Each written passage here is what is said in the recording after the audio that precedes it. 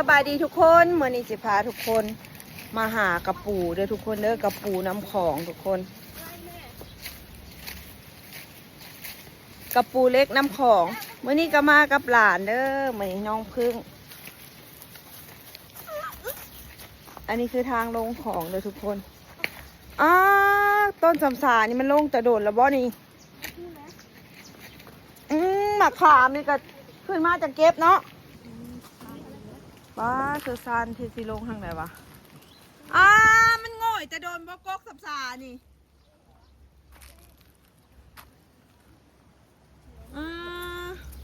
ทุกคนแมงป่อเห็นบ่ทุกคนเมื่อนี้สิมาหากระปูน้ำของทุกคนกระปูเล็กนี่บ้านมิวนี่สิตรงข้ามกับอำเภอธาตุพนมเด้อทุกคนตำบลแสนพันตำบลแสนพันมันยอดนี่แหละทุกคนอันนี้เขาเจ้านอนถ่าไปลายมองกันไปลง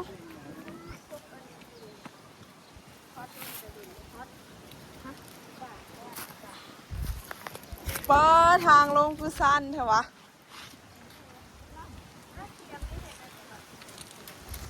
โอ้ยแกะลงไปก่อน สัตว์ลงไปก่อนโอ้ยสัตว์ลงไปเอ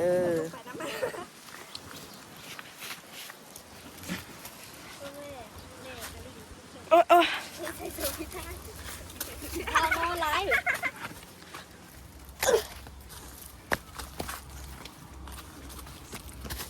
เดี๋ยวสิพาไปเบิ่งป่า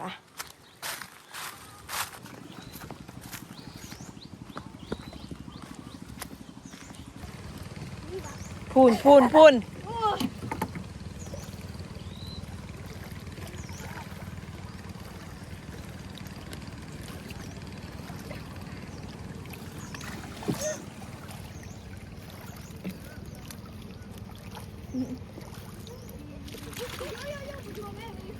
บ่ได้ปันใดทุกคนไปหากระปูฮะบัดนี้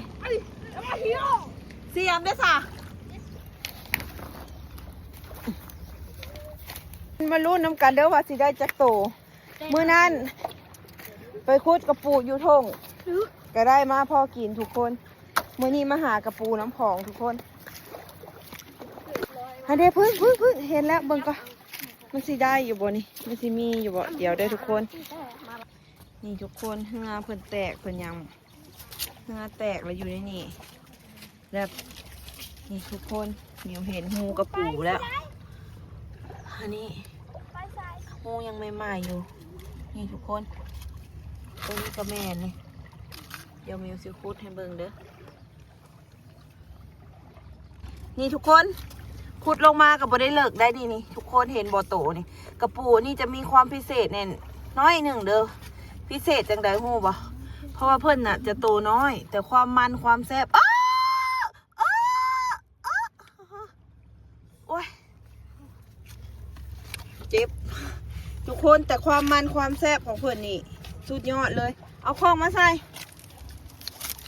นี่ได้แล้วหนึ่งโตทุกคนเดี๋ยวสิหาให้ได้พอกินนี่นิ้วคุดลงไปยังหูนี่วันนี้ทุกคนโอ้แสดงว่ามีหลายโตอยู่ทุกคนคุดลงมาแล้วเห็นหูเพิ่นเด้ทุกคนนี่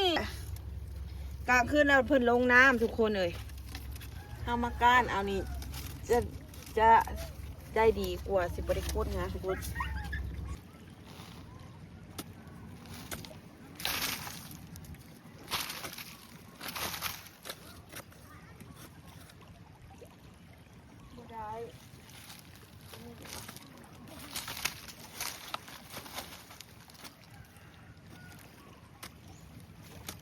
คุดนะเขาคุดอยู่แคมน้ำทุกคนมันจังได้อันนี้มันจะขึ้นมากายแล้วมันแห้งอะไรนี่โมมีไปทุกคนหาก็ได้2 โต๊ะ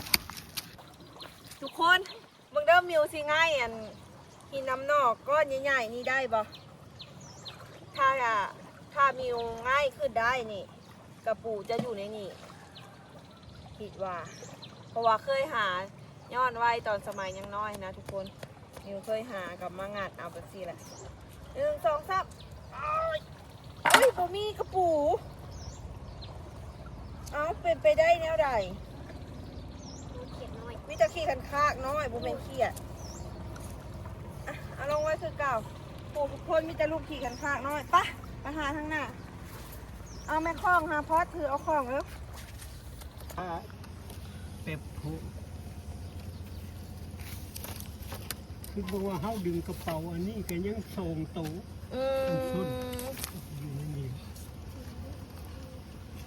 นี่ ดูไปหาบนอื่นเขาล้นเอาอยู่ในนี่กัน 3-4อ่าวแล้วเนาะ เขาเห็นใหญ่กว่าหางโต มันอยู่ในกะไม้เนาะนี่ทุกคนเดี๋ยวสิเปิดให้เบิ่ง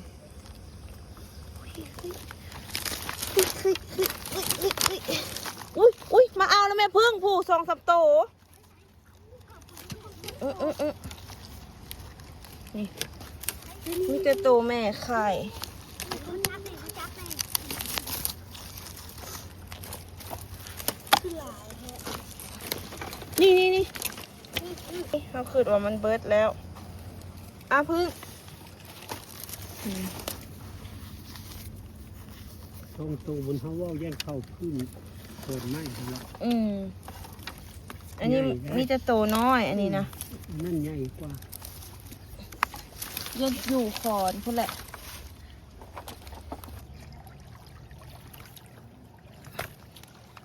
นี่ใช่อันนี้นะมันโบเห็นได้ ตัวนั้นยังครับ วายเทเดอร์กับปูอันนี้นะ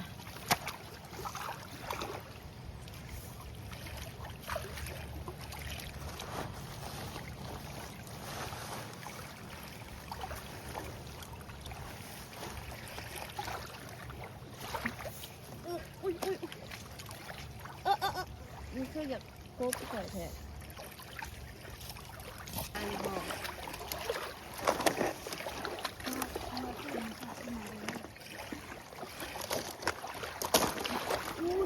นี่เห็นแล้วตัวง่ายดีขัดมากโอ้ย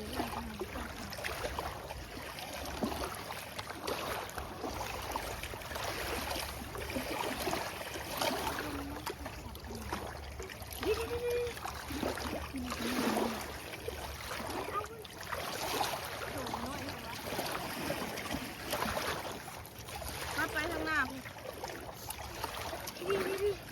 อันนี้ ไปหลอกไปทางหน้าทุกคนได้หลายตัวเลยได้ที่คุดเอาอยู่นี่เลยนี่ทุกคนนี่เห็นหลายหูแล้ว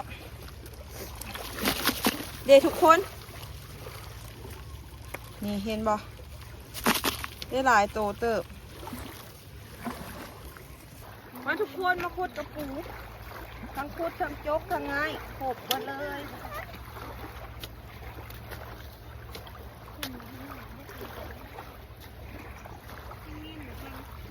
นั่นแหละไปไวแท้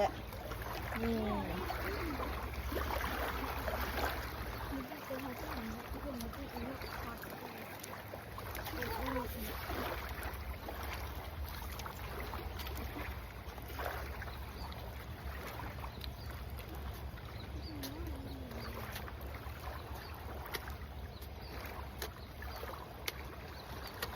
โอ้ยซับขาดเครื่องเลยตัวนี้โอ้ย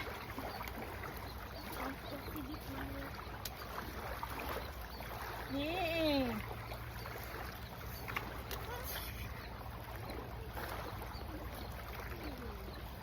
ได้อีกแล้วทุกคน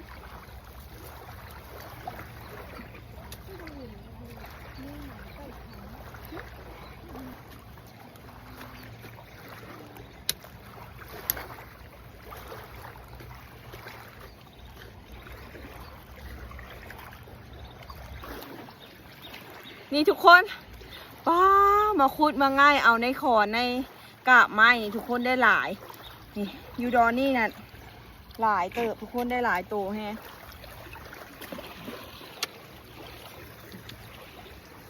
เดี๋ยวจะขุดอีก เนาะ มีเต้าหู้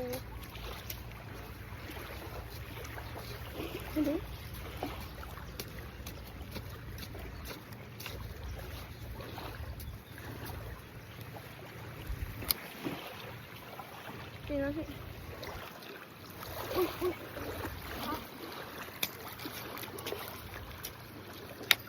พุดลงไปข้าวเดียวก็เห็นละตัวน้อยๆแต่ว่าครบนี่เจ็บขนาดเลยทุกคนว้าบังได้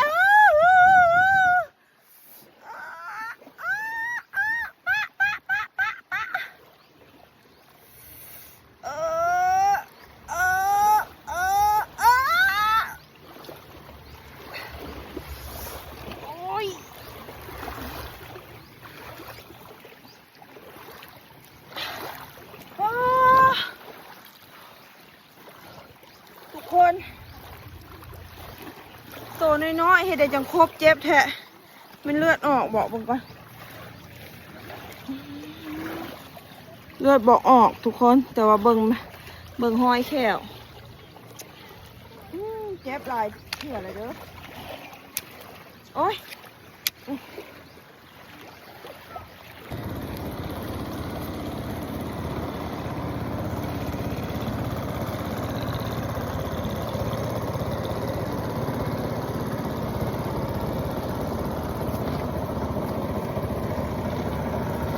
ข้าเจ้าไหลโมงทุกคน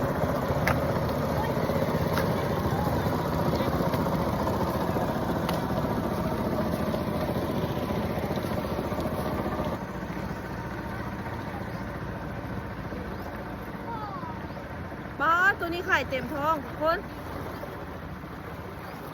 เหลืองๆเลย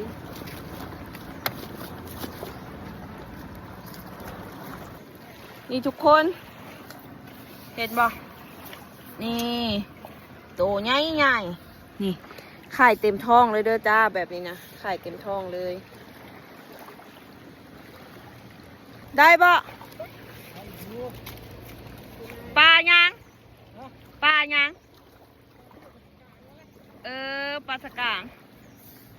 คือไหลเข่าแค่แถวพยามันเกาะบ่ เอาไม่คล้องนะโอ้ยระวังเหยียบแก้วเด้อแก้วหลาย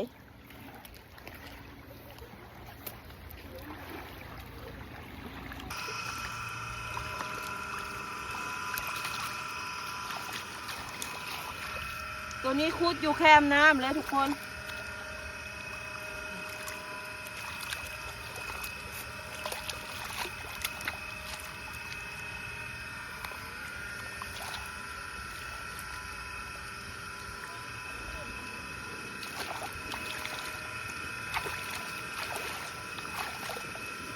ปลาหลอกกลับคืนปะ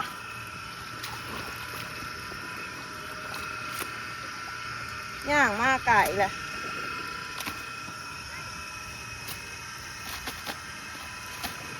นี่ทุกคนก็ถือว่าได้หลายเกิดด้วยเห็นบอกโอ้ยมันแดดมันอันนี้ของทุกคนเห็นอ่ะคือเอาของไว้ปลากับ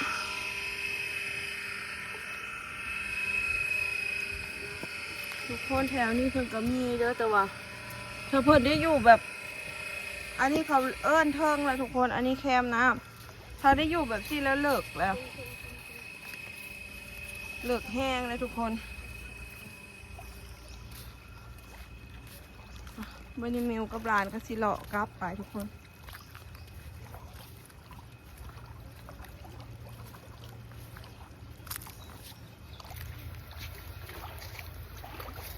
จะพอกินเลยเนาะ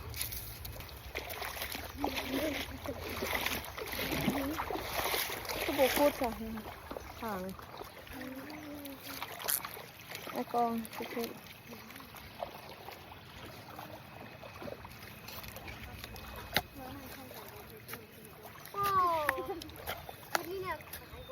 เขียดออกแล้วมีเขียด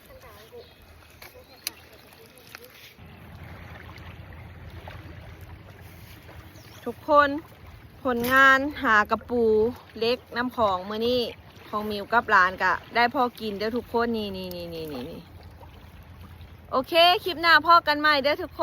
น